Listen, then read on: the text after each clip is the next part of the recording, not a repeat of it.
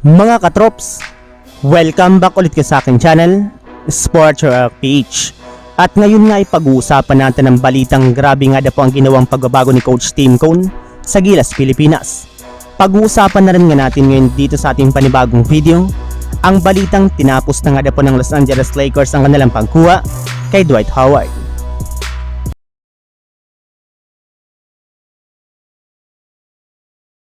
Ilang araw lamang nga po nakakalipas mula na magtapos ang 2023 FIBA World Cup ay ibinulgar na nga po ng FIBA ang updated World Cup rankings kung saan umangat na nga po ang Gilas, Pilipinas sa ika-38 na pwesto.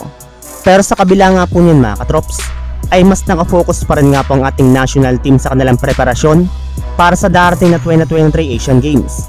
Sa katunayan, may ilang adjustment o pagbabago na nga po ang ginawa ngayon ni Coach Tim Cone sa Gilas, Pilipinas, katulad na lamang ng pagiging positibo parating ng kanilang kupunan. Kahit man nga po meron lamang kaunting araw ang bagong lineup ng Gilas, Pilipinas, ay puro kumpiyansa at magagandang salita nga po ang sinasabi nito sa media patungkol sa kanyang mga players.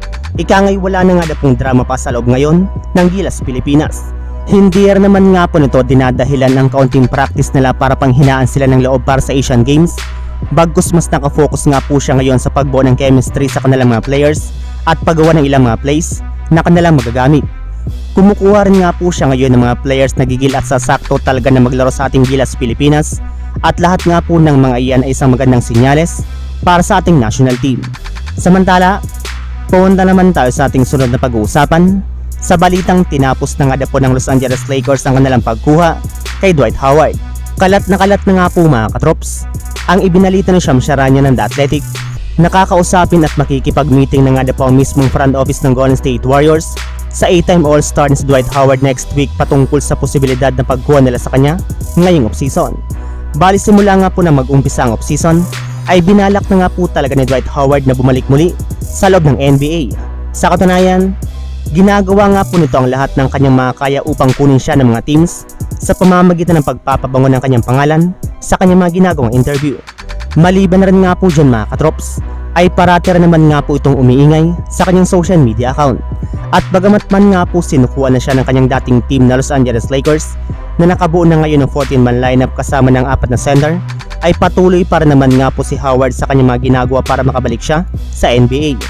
Kaya hindi na nga po naitago pa ni Dwight Howard ang kanyang saya at excitement matapos matanggap niya ang balitang makikipag-usap na sa kanyang Golden State Warriors na isa rin naman nga po sa mga championship contender na gusto niyang puntahan. So yun lang mga katrops, ang handog kong story ngayong araw.